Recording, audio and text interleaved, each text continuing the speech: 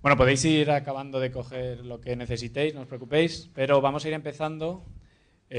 Bueno, para los que no estaban antes, voy a repetir un poco. La idea de este seminario es que la comida sea al final, ¿de acuerdo? Para los próximos días, no comáis tampoco.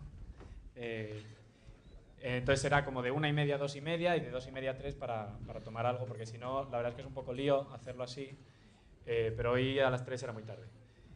Lo de los créditos ya lo he mencionado, rellenad la firma, rellenad la hoja con vuestra firma y nada. Bueno, hoy tenemos la segunda parte de un miniciclo que hemos hecho de cuántica. El otro día empezamos hablando de los fundamentos cuánticos y hoy Eduardo Villaseñor, que es profesor aquí de la universidad, nos va a hablar de fenómenos cuánticos para todos los públicos. Voy a continuar con lo que contasteis el otro día. Bueno, en primer lugar quiero felicitar a los organizadores por esta iniciativa, que espero que tenga mucho éxito durante mucho tiempo, y animo a los que estáis aquí presentes y sois estudiantes a que participéis vosotros como ponentes, sobre todo para que el seminario sea junior de verdad, porque en mi caso ya muy junior no soy. Bueno, lo que voy a hacer hoy es, voy a dar el seminario medio sentado, más que nada porque si no me molesta la espalda, pero vamos, que no es una falta de respeto. Por otro lado, como estáis comiendo, tampoco creo que esto... Entonces, bueno, voy a continuar con las ideas que contaron el otro día Juan y Miguel, hablando de fenómenos cuánticos dirigidos a todos los públicos. En este sentido, voy a intentar no entrar, salvo hasta el final, en el formalismo matemático que describe esta teoría física, y me voy a centrar en el tipo de resultados en los que la mecánica cuántica se hace necesaria. En esta primera transparencia aparece una serie de personajes, es una galería de personas sobre las que voy a hablar en la charla. No son las personas más importantes dentro de la mecánica cuántica, hay muchas más que faltan, pero sí que me voy a centrar en ellos porque están involucrados en una serie de fenómenos que se pueden entender de manera, yo creo, relativamente sencilla. Seguramente reconoceréis aquí a dos de ellos. Albert Einstein, que es un icono universal, es un físico teórico, de primera, y encima suya está Richard Feynman, que también fue otro de los grandes físicos teóricos del siglo pasado y que tiene unas contribuciones tremendas en mecánica cuántica, tanto es así que le valieron el premio Nobel en 1965. Aquí le veis tocando los bongos, eso significa que hoy en día podría también optar al premio Nobel de literatura. Y aunque voy a hablar para todos los públicos, lo que no quiero es tampoco transmitir una idea falsa, es decir, voy a intentar no timaros con lo que yo cuente de mecánica cuántica. La mecánica cuántica se presta, por el punto de vista que nos da sobre la naturaleza, a pues vendernos mensajes que al final pues nos están tomando el pelo, aunque sea por 900 pesos. No, o sea, voy a intentar no tomaros el pelo, como en esta y en tantas transparencias que podéis encontrar en Internet, pues os lo harán. Entonces, para intentar no tomar el pelo, voy a seguir una de las exposiciones, yo creo, más claras sobre los fenómenos cuánticos que podéis encontrar, que es debida a David Mermin, que es otro físico teórico de los que aparecían al principio en esa galería.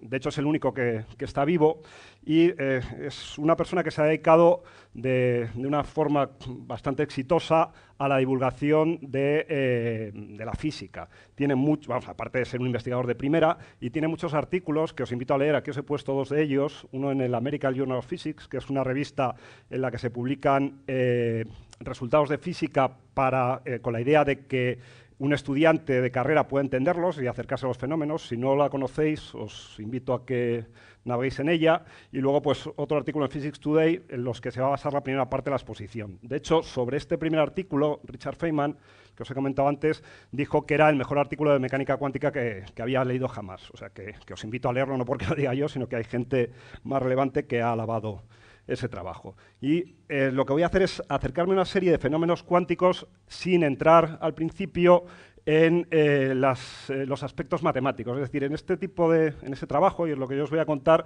voy a hablar de fenómenos cuánticos sin hablar en principio de funciones de onda, ni de superposición cuántica, ni de dualidad onda-partícula, ni del principio de incertidumbre, ni realmente de nada. Y son trabajos que se pueden leer sin saber nada de física cuántica, de mecánica cuántica. Realmente no hace falta casi saber física clásica ni saber física. O sea que si no tenéis una formación sólida física, os invito a que lo leáis porque de verdad que se entienden. Entonces, Entonces, para acercarnos al fenómeno del que voy a hablar, del que habla Mermin, voy a utilizar una máquina, que es la máquina de Mermin, que tiene hasta aspecto vintage que os he puesto aquí. Hay como una mesilla de noche en el centro y luego dos gramófonos, A y B, que están ahí puestos, pero para que no tengáis la sensación de que os tomo el pelo, esta máquina de Mermin es una máquina que existe de verdad y que se han realizado experimentos con ella. De hecho, a principios de los años 80, en la Universidad de París, en Orsay, este señor, Alan Aspect, llevó a cabo los experimentos de los que yo voy a hablar, y los resultados que en este esquema simplificado con estas mesillas os voy a contar se han llevado a la práctica de verdad con un aparato experimental mucho más complicado, ¿de acuerdo? Es decir, voy a intentar resumir de la forma más simple posible los experimentos que se han llevado a cabo en los años 80 en este laboratorio. ¿Vale? Entonces, bueno, os presento la máquina. La máquina tiene tres partes: A, B y C. La parte A y la parte B son detectores, detectan cosas. Y esos detectores tienen una serie de partes, tienen una aguja móvil que se puede poner en tres posiciones: la posición 1, la posición 2 y la posición 3. Uno elige esta posición a voluntad antes de realizar el experimento. Y luego tiene dos bombillas, una roja y una verde. Cuando estos detectores detectan algo, lo que va a ocurrir es que una de esas dos bombillas se enciende, o bien la bombilla roja o bien la bombilla verde. Y cuando lo haga que se ilumine la bombilla en el detector B o en el detector A, hablaremos de los colores de uno color si la aguja está en el 1, el 2 color si está en el 2 o el 3 color de la partícula que está en B o que llega a B o que llega a A. O sea, voy a hablar de 1 color, 2 color o 3 color en función de la bombilla que se ilumine en cada uno de estos detectores, ¿vale? No necesitamos saber mucho más de este aparato. Y luego la parte C, esta que hay aquí en el medio, es una parte de la máquina que lo que hace es que cuando yo pulso este botón de aquí arriba, lanza dos objetos, los voy a llamar partículas, en direcciones contrarias, una hacia cada uno de estos detectores. ¿De acuerdo? O sea, y sé que las ha lanzado porque una vez que yo aprieto este botón y pasa un rato, pues en cada uno de los detectores en los que he elegido estas agujas apuntando a algún sitio, se enciende una bombilla, o bien la roja o bien la verde. ¿De acuerdo? O sea, eso es lo que me dice que eso ha lanzado algo. Y una cosa importante, que no he dicho al principio, pero que conviene insistir en ella, es que la máquina es así de simple. Es decir, perdonad, que estoy un pelín acatarrado, la máquina es así de simple y no hay más que lo que estoy poniendo aquí. No hay ningún tipo de conexión mecánica entre las partes, o sea, no hay ningún cable ni nada que una estas partes, ni mecánica ni electromagnética. Es decir, aquí no hay un emisor de radio que emite cosas a la vez que salen las partículas. No hay conexión ninguna de las importantes. Por supuesto, hay conexiones que en este punto pues, no son irrelevantes. Es decir, este dispositivo experimental pues, estará dentro del sistema solar. Pues sí, estará dentro del sistema solar e incluso a lo mejor dentro de la misma habitación, pero no hay conexiones físicas ni electromagnéticas entre las partes. ¿Vale? Entonces lo vamos a poner a funcionar esta máquina y vamos a realizar una sucesión de experimentos con esta máquina, y para llevarlo a cabo, pues lo que os he dicho antes. Para llevar a cabo los experimentos, primero en estos detectores tengo la posibilidad y necesito de hecho elegir hacia qué dirección apunta cada una de las manillas. En el detector A tengo una manilla con 3 posibles posiciones y en el B lo mismo, es decir, 3 por 3, hay 9 posibilidades para elegir las manillas en los detectores, ¿de acuerdo? Que las he puesto aquí, las 9, de poner la manilla apuntando al 1 en el detector A y al 1 en el B, o por ejemplo esto de aquí significa que la manilla del detector A apunta al 2 y la del B al 3. Tengo esas 9 posibilidades. Y una vez que elijo en qué dirección apuntan esas manillas, y eso lo voy a hacer de forma completamente aleatoria en cada uno de los detectores A y B, lo que hago es pulso el botón en C y salen esas partículas que detectaré en cada uno de los detectores pasado un rato. ¿De acuerdo? Bueno, pues cada una de esas detecciones las vamos a ir apuntando de una forma ordenada, como pongo aquí en esta transparencia. Por ejemplo, si damos al botón y se realizan las detecciones en A y B, si el detector A estaba apuntando su manecilla al 3 y el detector B su manecilla apuntaba al 2 y en el detector A se ha encendido la bombilla roja y en el B la bombilla verde, a esa salida del experimento, a ese resultado, lo voy a anotar como 3-2 rojo-verde, que significa que el detector A, el primero, tenía la manecilla apuntando hacia el 3 y se ha encendido la bombilla roja. Y el B, que es el segundo, tenía su manecilla apuntando al 2, ¿de acuerdo? Y se ha encendido la bombilla verde. O, dicho, si queréis, en una jerga un poco más cercana a lo que será luego la jerga física, pues que la partícula A tenía un 3 color rojo y la partícula B, la que llega a B, tenía un 2 color verde, ¿vale? Bueno, pues si uno se pone a realizar el experimento, claro, para sacar conclusiones hay que correrlo muchas veces, ¿de acuerdo? Os he puesto aquí lo que serían 130 salidas de ese experimento en el que cada vez que lo ejecuto elijo esas agujas apuntando hacia donde yo quiera de forma aleatoria, le doy al botón y voy recogiendo valores. Aquí hay pues 130 salidas, ¿de acuerdo? Pues por ejemplo esta aquí significa que las dos manecillas, tanto la de A como la de B, apuntaban en la dirección 1 y ambas bombillas se han encendido en rojo. Cuando uno ve esas salidas, y en vez de 130 tiene a lo mejor 300.000 o 3 millones, pues el primer sentimiento es de, como pasa con los datos experimentales, pues es de desazón, es decir, de inquietud. Uno sí a priori no ve ningún patrón.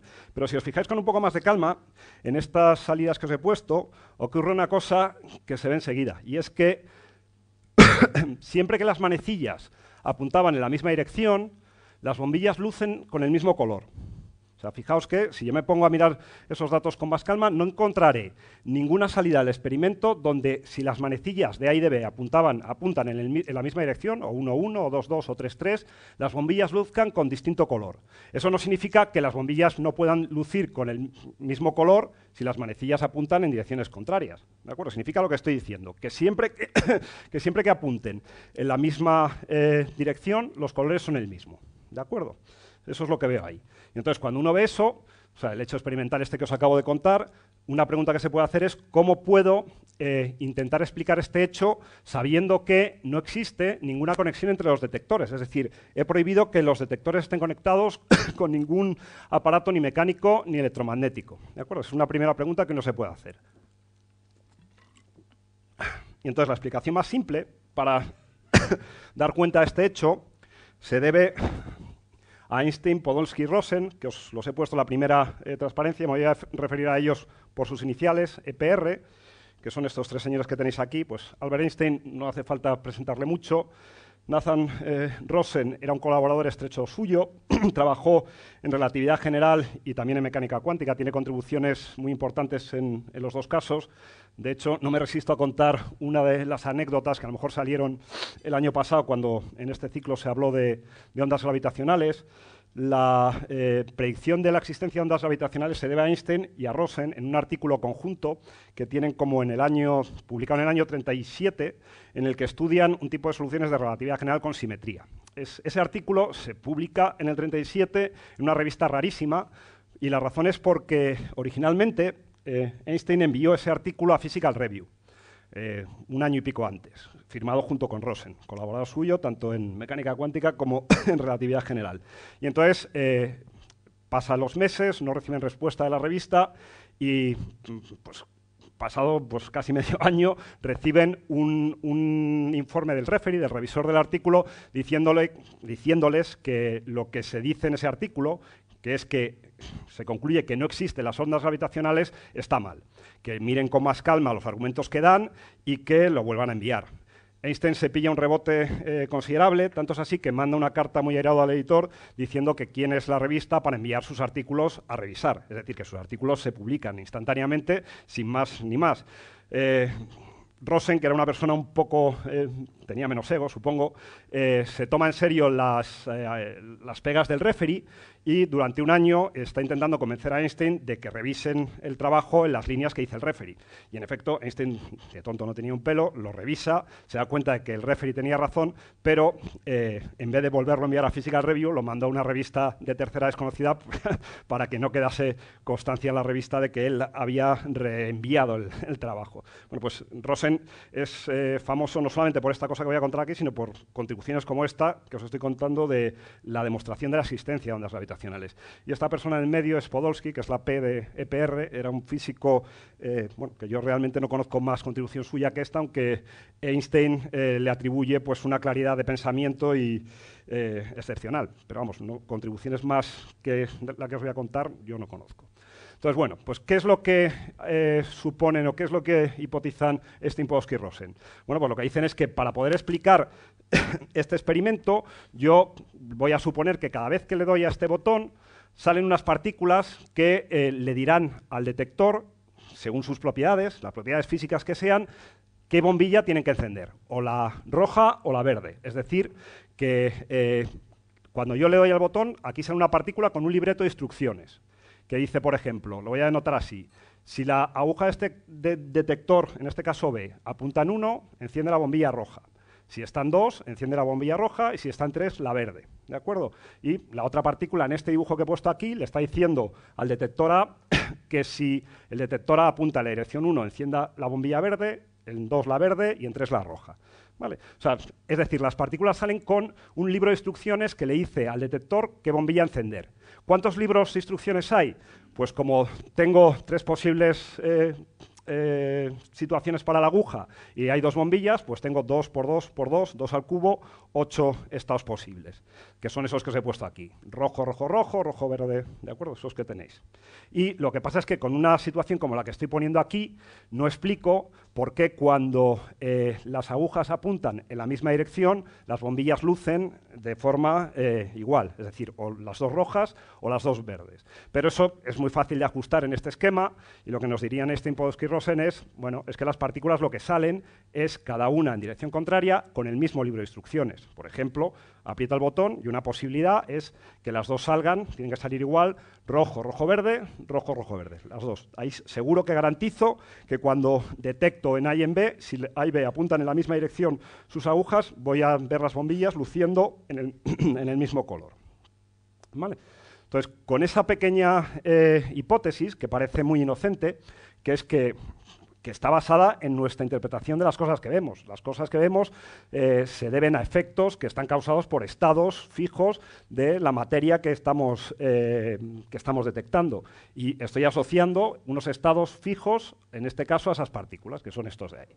Vale, pues esa es una hipótesis bien sencilla, bien fácil de entender, y que uno pensaría que es muy inocua.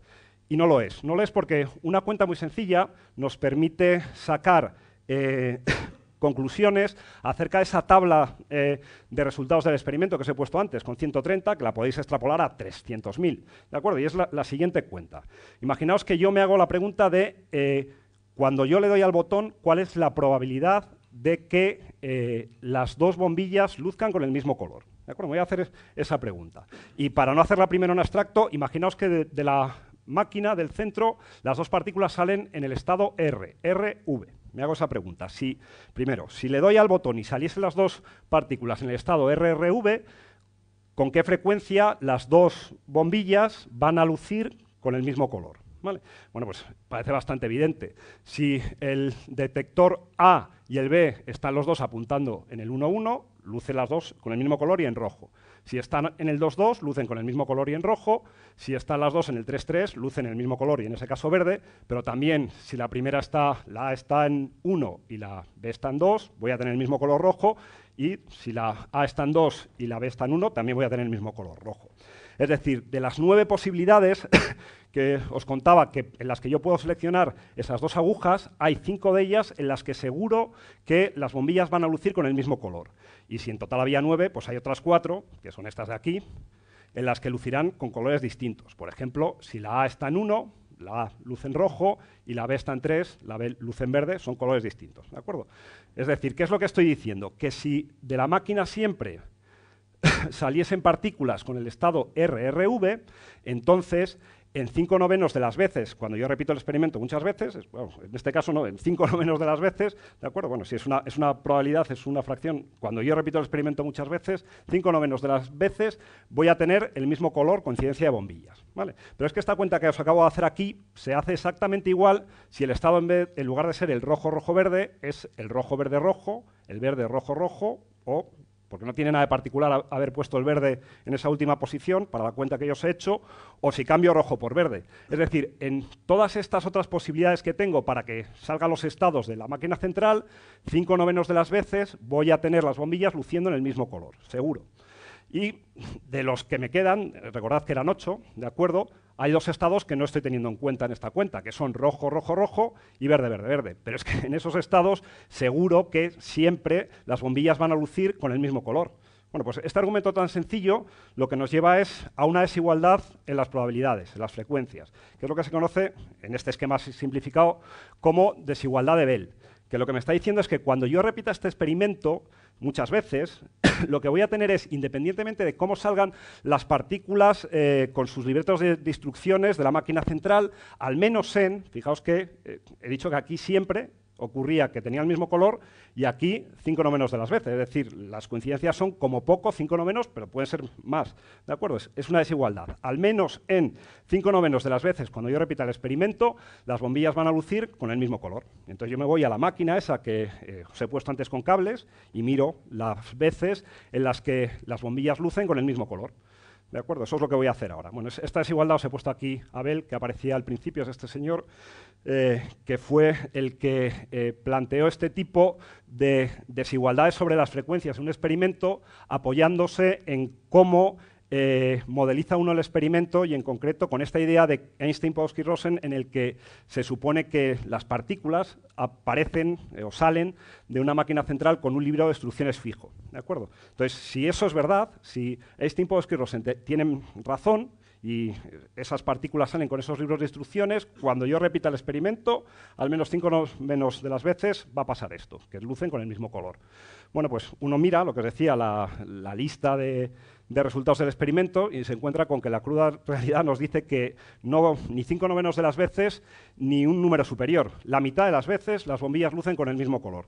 Y como todos sabemos que 10 es mayor que 9, es decir, que esta proporción no es superior a la que me ha dado la cota, sino que es inferior, esto lo que me está diciendo es que la realidad no respeta la hipótesis que habían hecho Einstein, Podolsky y Rosen. Es decir, hay algo en lo que yo he supuesto que está completamente enfrentado con la realidad. No ocurre eso. ¿De acuerdo? Entonces, fijaos que la hipótesis única que habíamos hecho era muy inocente. Era que las partículas salían de esa máquina central con un libro de instrucciones que les decían a cada uno de los detectores con qué color, o sea, qué bombilla hay que encender si la aguja apunta a 1, apunta a 2 y apunta a 3. Eso no existe. El experimento va en contra de eso. Es decir, eso no puede existir.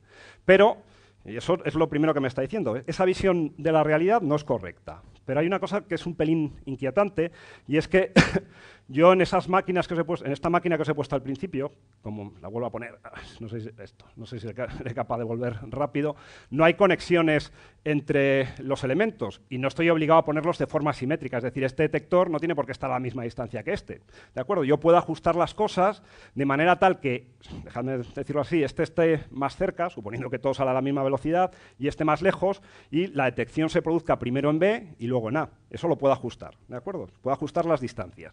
Si hago esto, entonces pasa una cosa que es chocante. Es decir, si yo ajusto las cosas de manera tal que mido antes en B que en A, imaginaos que ocurre lo siguiente. Si yo en B mido, la aguja está, entre las tres posibilidades que tengo, está apuntando al color al 3, ¿de acuerdo? Y mido en B que el color 3 ha sido, por ejemplo, rojo.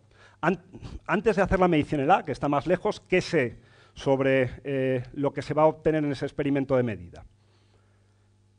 Lo que me dice la experiencia es que las dos bombillas lucen siempre con el mismo, ¿de acuerdo?, color. Y, por tanto, si en A yo pongo la aguja a 3, si la pongo a otro sitio no sé, pero si la pongo a 3 va a lucir también con el color que haya tenido en A. Es decir, pues en rojo si era rojo y en verde si es verde. Es decir, las partículas no salen con un libro de instrucciones. No sé si voy a obtener rojo o verde en 1, 2 o 3. Eso no lo sé. Pero una vez que he medido en una de las partículas, instantáneamente sé lo que le va a pasar sin haberlo hecho a la medida de la otra. ¿Vale? ¿Me seguís? Si esa pauta experimental no se cumple, no se rompe nunca. Bueno, esto es lo que da lugar al título de uno de los artículos de Mermin que os ponía, que es que parece que las cosas no tienen propiedad, pero cuando uno mide, de pronto la tienen. Ese color del que estoy hablando parece que sale como difuso, pero cuando yo miro, ¿de acuerdo? Algo que parecía no tener un valor, lo tiene. Y es la cosa esta de, ¿está realmente la luna ahí si nadie la mira? Bueno, pues es extender estas ideas del mundo microscópico a algo macroscópico que nos lleva a llevar a paradojas enseguida, ¿vale? O sea, bueno, entonces, una vez que uno se da cuenta de esto, hay una serie de cuestiones inquietantes que se nos van a plantear enseguida. La primera, si queréis la discutimos entre todos, es, si consigo pasar, con lo que yo os he contado, antes de hacer ninguna medida, podemos decir que, imaginaos que yo tengo las agujas siempre apuntando en 3. Ahora las he fijado al 3, porque me ha dado la gana, ¿vale? Pues fijar ideas. Antes de medir en B, yo puedo decir que la partícula A tiene un color definido.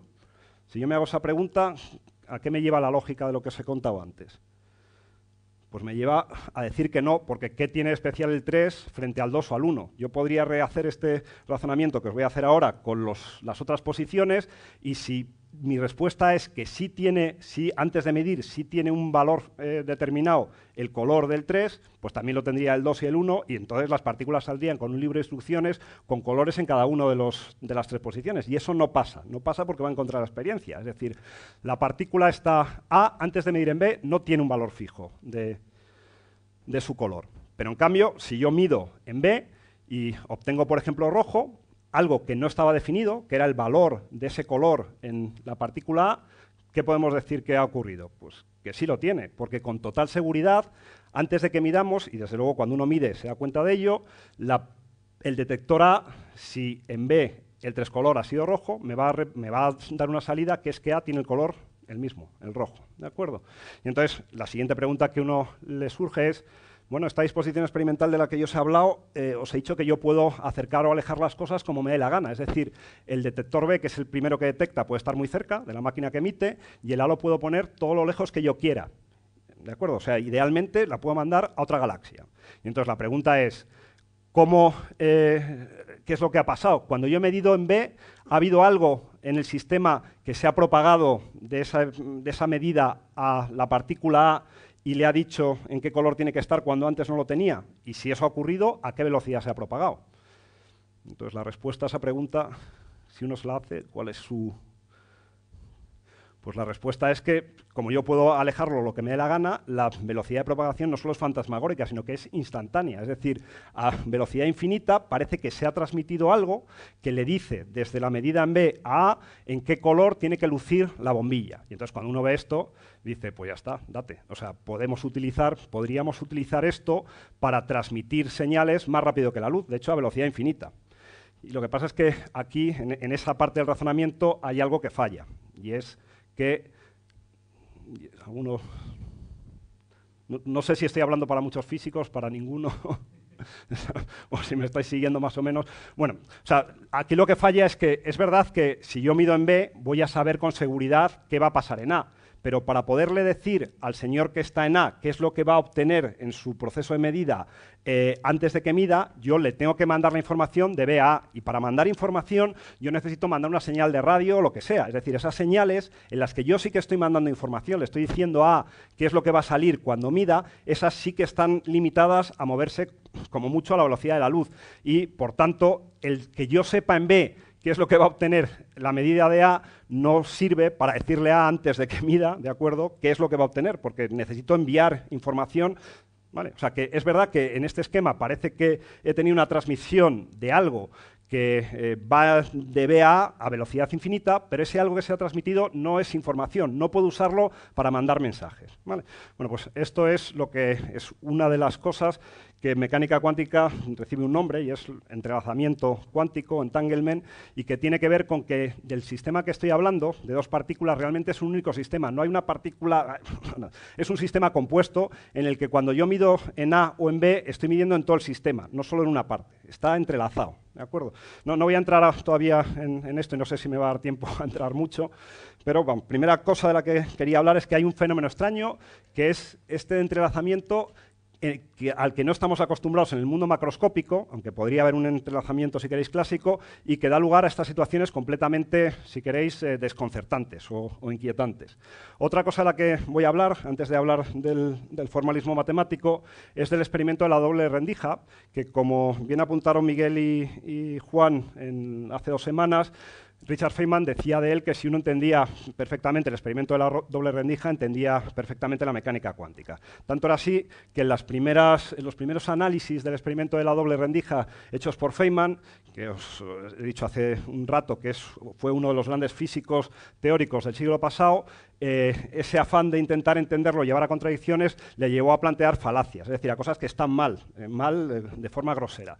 Y de hecho, bueno, pues voy a discutir ese experimento de la doble rendija y la falacia de Feynman siguiendo otro artículo que también a los que estéis interesados os animo a leer, que es este de Leslie Valentine, que es otro American Journal of Physics, en este caso del 86, en el que discute falacias típicas a las que uno, cuando se enfrenta con la mecánica cuántica, está expuesto a oír de forma recurrente. Y luego, si tenéis interés, como entiendo que esto lo van a colgar en la web, os he puesto, de entre los millones de experimentos de doble rendija, uno que está en abierto, en el que os podéis descargar los vídeos. Entonces, en lugar de contaros otra vez madre mía, si me estoy enrollando. Contaros otra vez el experimento de la doble rendija, como hicieron Juan y Miguel. Os pongo, mientras, un vídeo de ese experimento que os he puesto en la transparencia. Si recordáis, cuando uno lanza, bueno, a lo mejor es que no sé si lo recordamos, porque no sé si somos los mismos, pongo el experimento un segundo y luego le doy al play.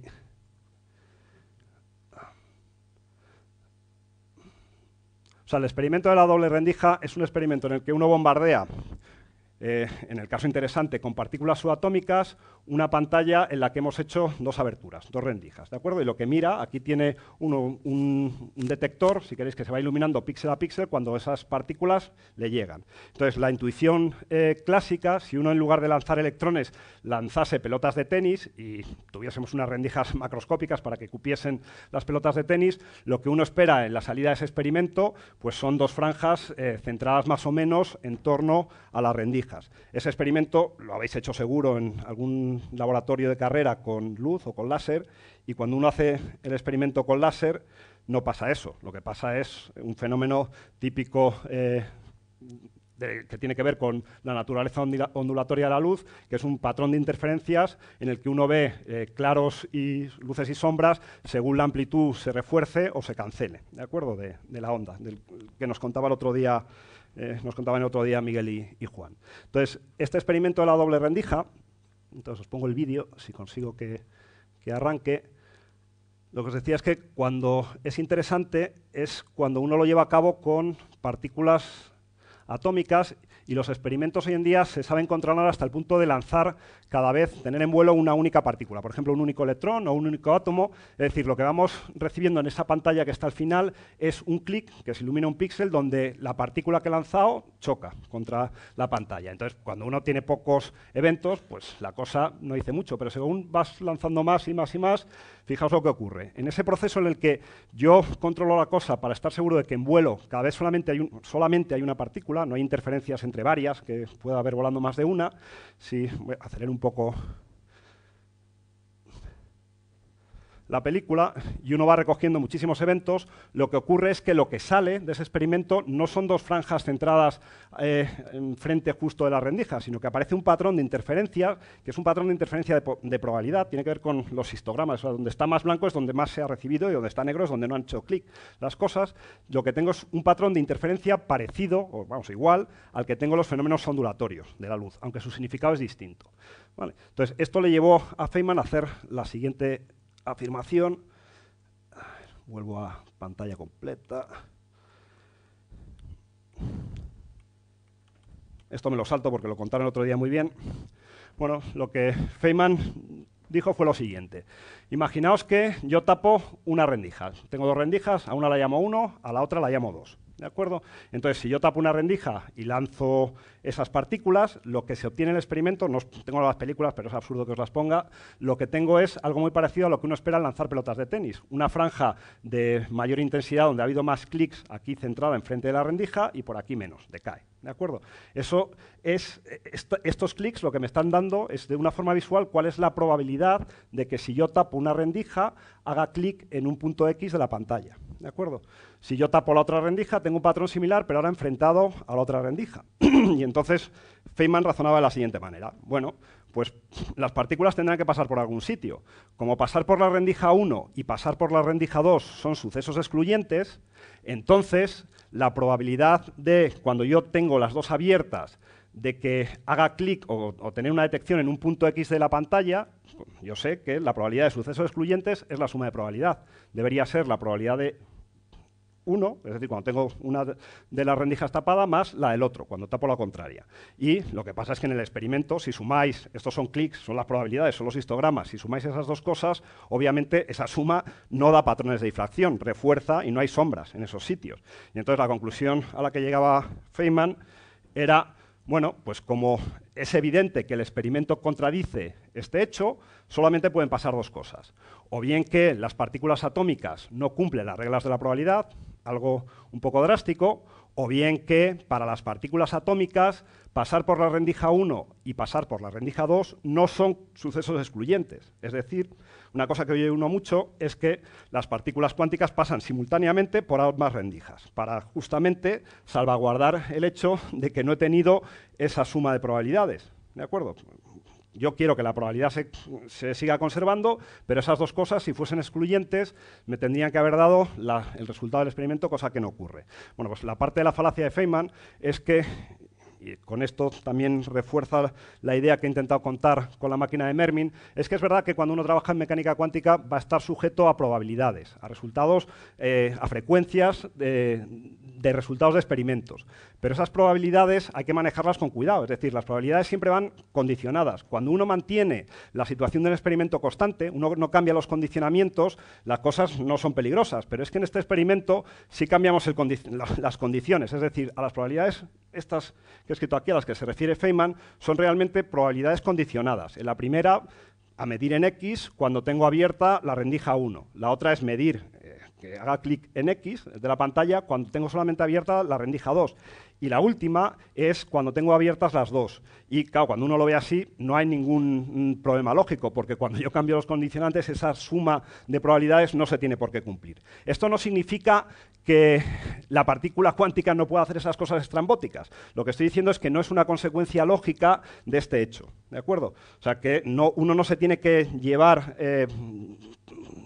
arrastrado por la ilusión de estos fenómenos desconcertantes a afirmar cosas tan estrambóticas como estas, porque para que el razonamiento sea correcto, la lógica tiene que ser impecable y aquí no lo es.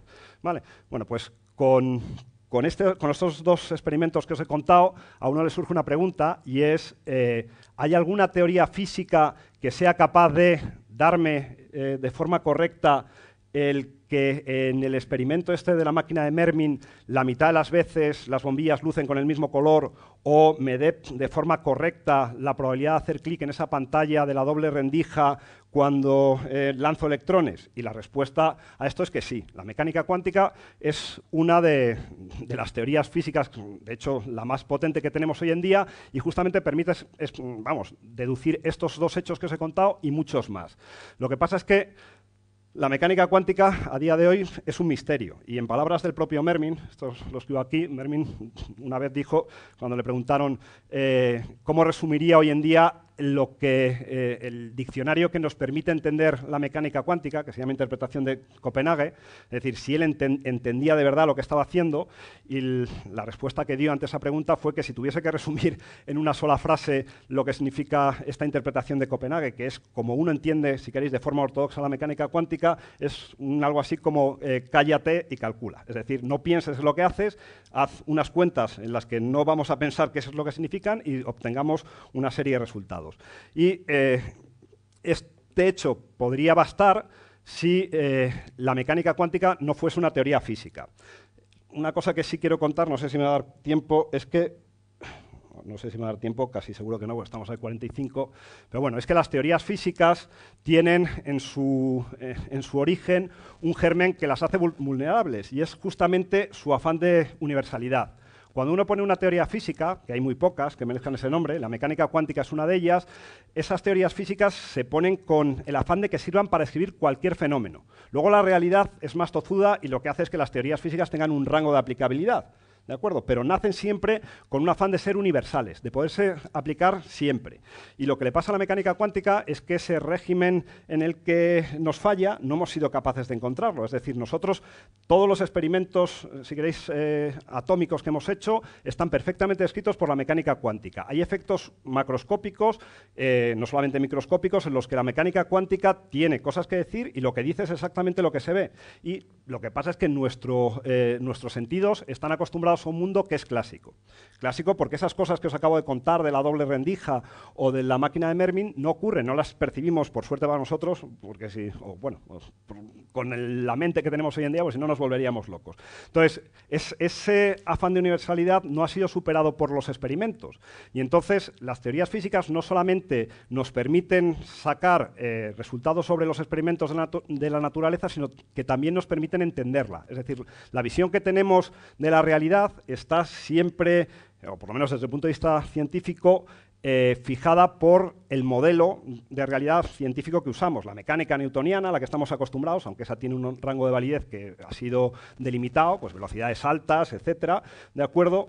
Y la mecánica cuántica lo que nos da también es una visión del mundo. Y entonces, la visión del mundo que nos está ofreciendo una teoría como la mecánica cuántica está en contra de nuestra experiencia.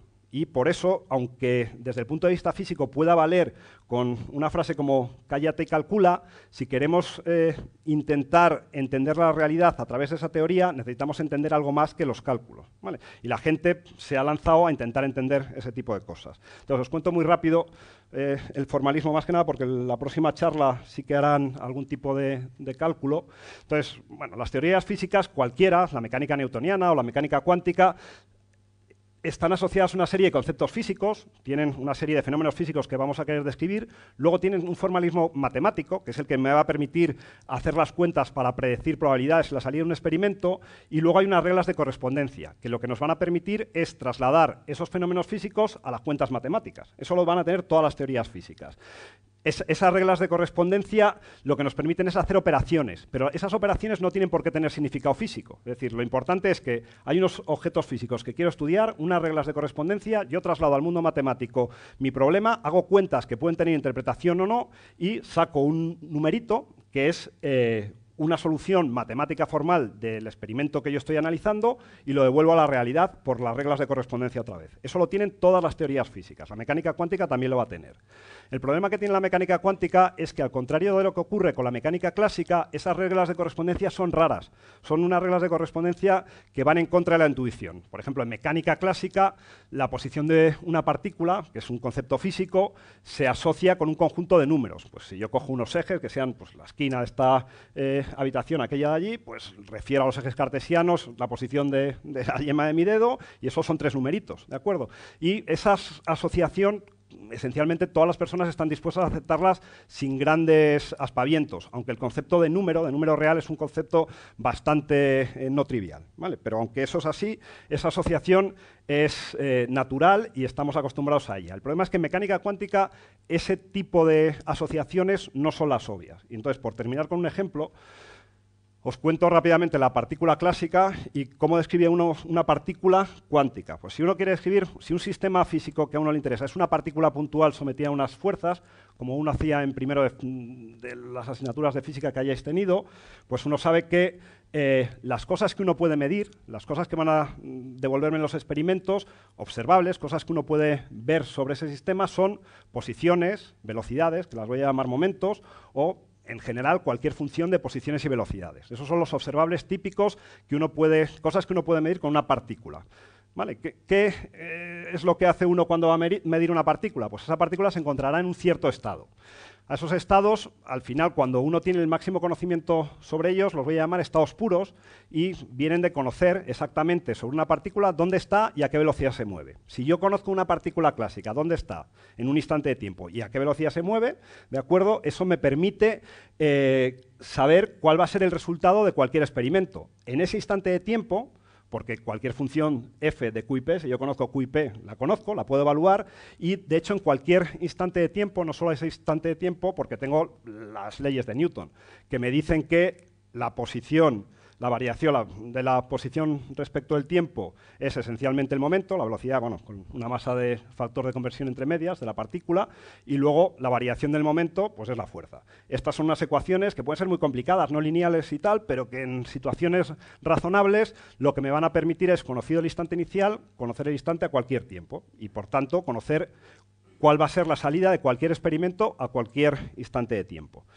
¿Qué pasa en mecánica cuántica? Si uno quiere escribir un sistema también idealizado de una partícula de una cierta masa sometida a algún tipo de fuerzas, pues la cosa cambia un poco. Es verdad que lo que me van a permitir medir los experimentos van a seguir siendo posiciones y momentos. Es decir, si yo pongo una pantalla y hace clic en un píxel de la pantalla, sé en qué posición está el objeto que he detectado. Y del momento hablaré en un rato. Y pues si tengo posiciones y momentos, pues también tengo funciones de esas posiciones y de esos momentos. ¿Vale? Ese tipo de cosas, de observables, los voy a poder definir también en mecánica cuántica.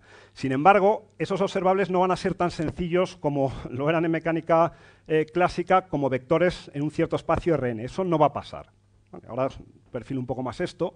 Y luego los estados. Hablaba que un estado de una partícula clásica era una posición y un momento a un instante fijo. Bueno, pues los estados de las partículas cuánticas ya no van a ser cosas tan sencillas tampoco, sino que van a ser unos objetos matemáticos que lo que nos van a permitir saber es cuáles son las distribuciones de probabilidad de los resultados que yo obtenga en un proceso de medida de cualquier cosa que se pueda medir, de cualquier observable. Es decir, un estado en mecánica cuántica es un objeto, le he puesto esa letra rara, que lo que me da es, una vez que yo lo conozco, cuáles son las distribuciones de probabilidad de cualquier cosa que se pueda medir. En particular, yo podría saber cuál es la probabilidad de que mi partícula esté en una cierta región si yo condiciono porque conozco el estado, o el momento, la velocidad. Eso es lo que me va a dar, esos son los estados, ¿de acuerdo? Si uno, bueno, y va a haber una regla también para conocer los estados a tiempos posteriores, si yo conozco el original, que es lo que se llama la ecuación de Redinger, que sería el análogo, si queréis, a las leyes de Newton, que no voy a entrar en qué es lo que significa, pero es una ecuación del mismo estilo, una ecuación diferencial. Lo que pasa es que esta ecuación es aparentemente más sencilla porque, aunque dije que la otra podía ser complicada, no lineal, esta siempre es lineal. Y vamos, bajo ciertas condiciones uno puede aspirar a resolverla. Entonces, si uno quiere ser un pelín más preciso, y con esto voy a terminar rápido, si perfilo un poco más qué son los observables, que os he dicho que no iban a ser vectores, para describir un sistema cuántico uno tiene que hacer esa interpretación de Copenhague lo siguiente. Tiene que asociar un espacio de Hilbert complejo. Si uno habla de una partícula cuántica, ese espacio es el espacio de las funciones integrables, las funciones de cuadrado integrable, que tienes un producto escalar, ¿de acuerdo? Eso es una cosa rara, una cosa que va en contra de lo que usamos en mecánica clásica. Y los observables, las cosas que uno puede medir, van a ser operadores como las matrices que uno estudia en álgebra, operadores lineales en ese espacio que uno tiene que fijar. ¿Cómo se fija? Bueno, pues eso es otra cuestión. Y esos operadores, si uno los diagonaliza, tienen un espectro, dejadme abusar del lenguaje, voy a pensar solamente en autovectores, y los autovectores, es decir, los vectores de este espacio, que cuando yo actúo con el operador me quedan fijos módulo una constante, esos autovalores van a ser las cosas que yo voy a poder medir en un experimento. Es decir, los observables ya no van a ser esas funciones de posición y momento, son cosas raras, son operadores autoadjuntos o unos operadores en un espacio de Hilbert, una cosa extraña. Y su espectro, es decir, cuando yo lo diagonalizo, son los posibles resultados de la medida. Y los observables, y los estados van a ser unos vectores de ese espacio que van a tener interpretación probabilista. En concreto, los voy a fijar con norma 1. Y una vez que uno tiene esos ingredientes, y esto sí es importante, por lo menos recordarlo para la siguiente vez, uno puede calcular probabilidades. Por ejemplo, ¿cuál es la probabilidad, conocido el estado, de que un observable, que es ese operador, tenga un valor R, suponiendo que R es un autovalor de ese operador? Bueno, pues esta probabilidad me la da ese producto escalar que tengo en el espacio de Hilbert y basta con que yo busque el autovector normalizado, lo multiplico por mi estado, hago el producto escalar y me tomo el módulo al cuadrado. Esa cosa es una receta que me da la probabilidad de que si el estado es phi, yo cuando mida el observable R obtenga R minúscula. ¿Vale? Con esa regla tan sencilla, si uno sabe algo de probabilidad, uno puede deducir un montón de cosas. Pues, por ejemplo, se puede deducir cuál es el valor esperado, el valor medio de las medidas de un observable. Recordad que el valor medio es, yo los valores posibles son R, multiplico un valor posible por la probabilidad de que eso ocurra. Si hago esta suma, debido a que el operador, el observable es autoadjunto, esa suma se puede escribir a través del producto escalar de mi estado por el operador actuando sobre el estado. Eso es una cuenta, si queréis, un teorema de haber tomado esa regla para las probabilidades. ¿De acuerdo? O sea, yo puedo calcular valores medios de un experimento y también puedo calcular dispersiones, varianzas de ese experimento, sin más que tomar el valor medio del cuadrado del operador, que aquí lo tenía que haber llamado R, lo he llamado X, pero bueno, aquí está bien escrito, menos su valor medio al cuadrado, lo que uno hace en estadística. Y lo que ocurre, y con esto termino, en mecánica cuántica, es que estas varianzas, estas desviaciones típicas, cumplen unas reglas que tampoco son, vamos, no es que no sean, es que no pueden ocurrir en mecánica clásica. Y es que la varianza en las medidas de un observable R1 en un estado phi, sea el que sea el estado phi, por la varianza de otro observable R2 en el mismo estado phi, ese producto de varianzas va a estar acotado por este lado, ¿de acuerdo? Va a ser mayor o igual que un cierto número que tiene que ver con esos observables, ¿de acuerdo? O sea, si a mí me dan un observable R1 y un observable R2, hay una operación algebraica que me permite deducir cuánto vale esta cota, ¿vale? O sea, no puedo, en principio, si esta cosa fuese 0, pues entonces eso es mayor o igual que 0, no he dicho nada, ¿vale? Pero en principio, si tengo observables donde esta cuenta, que se llama el conmutador, no sale 0, yo tengo acotado el producto de varianzas, ¿vale? Bueno, pues hay dos observables básicos, que son la posición y el momento, en los que si yo me hago esa cuenta, ese conmutador, ese C12, lo que me queda es una constante que es muy pequeña, 10 a la menos 34 julios por segundo, pero no es 0. Es muy pequeña para las escalas habituales, pero no es 0, ¿vale? Y entonces lo que me dice este teorema sobre las varianzas es que si yo tengo cualquier estado phi y entonces lo que conozco son las distribuciones de probabilidad de cualquier cosa que puedo medir. La distribución de probabilidad de la posición, pues lo que me va a decir es cómo de probable es que cuando yo mire el sistema la posición esté por aquí o esté por acá. Si aquí tengo un máximo, pues por aquí es más probable que esté por aquí. Y lo mismo para otro observable, de hecho para cualquiera. Por ejemplo, la velocidad. Esto lo que me está diciendo es que cuando yo mida es más probable obtener las medidas por aquí que por acá, ¿vale? Tengo esas distribuciones de probabilidad. Y si me calculo la varianza, la anchura media altura, lo que me está diciendo ese teorema que os he contado antes es que el producto de estas dos varianzas es mayor o igual que un número muy pequeño, pero mayor que 0. No lo puedo hacer 0.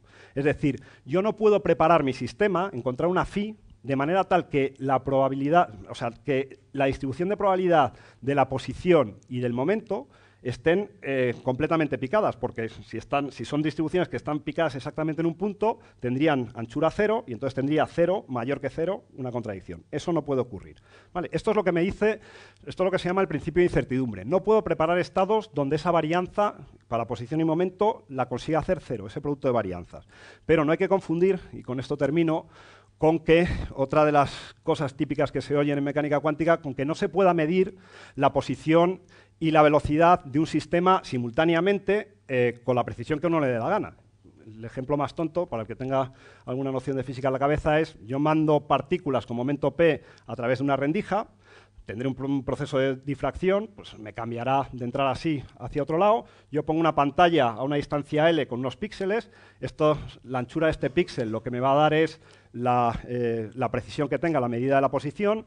Cuando choque la partícula contra uno de estos píxeles, habré medido la posición con este error, delta de I, ¿de acuerdo? Y, de hecho, al hacer clic aquí, yo he medido dos cosas. La posición de la partícula, que es el píxel que se me ha iluminado, y su momento. Y su momento lo he medido porque hay una... no lo he escrito, hay un boli por ahí. No. Bueno, pues porque esencialmente el momento que se conserva en este proceso es la P que yo le he metido por el seno de teta.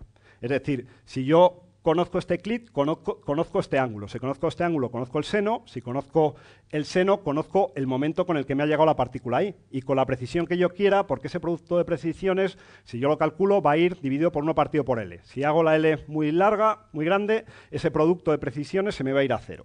Lo que pasa es que este proceso de medición no sirve para preparar estados. Bueno, sí, ya lo he dicho de palabra. No sirve para preparar estados porque aunque yo he medido, y esto así es como se mide el momento en un acelerador de partículas, posición porque ha hecho clic y el momento que lleva porque he medido el ángulo, no puedo preparar un estado que salga de aquí con una posición conocida y con un valor del momento conocido. Eso no puedo, porque si hiciese un agujerito aquí para que me haya entrado por ahí, tendría un proceso de difracción igual que antes y no conocería exactamente bla, bla, bla, bla. ¿Vale? Entonces, esto es otra de las cosas que quería contar para que cuando en la próxima semana os hablen en ejemplos del principio, dentro de 2, de incertidumbre y demás, tengáis en la cabeza que la mecánica cuántica no impide medir simultáneamente posiciones y velocidades. Lo que impide es preparar estados donde estas anchuras a media altura de la distribución de probabilidad que me da para la posición y el momento pueda conseguir que sean 0, ¿de acuerdo? O sea, porque si una es 0, la otra va a ser infinito porque su producto tiene que ser mayor que 0. No voy a poder conseguir ningún estado cuántico que haga eso, no que no pueda medir. Y bueno, lo voy a dejar aquí, he ido un poco atropellado al final, pero es que me he pasado un minuto. Si os parece lo dejo y el que me quiera preguntar, que me pregunte, si queréis ahora o luego en la comida iba a decir, pero bueno, mientras yo como.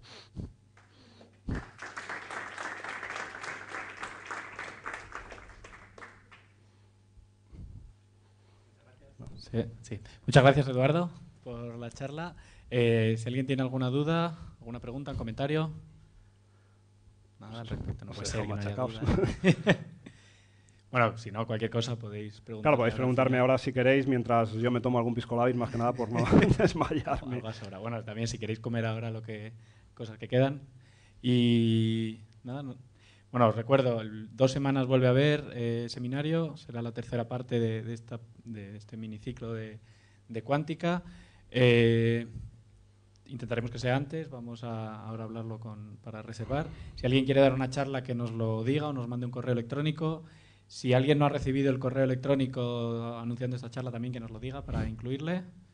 Y creo que eso es todo. Si no hay más preguntas ni comentarios, pues agradecemos otra vez a Eduardo. Pues de nada.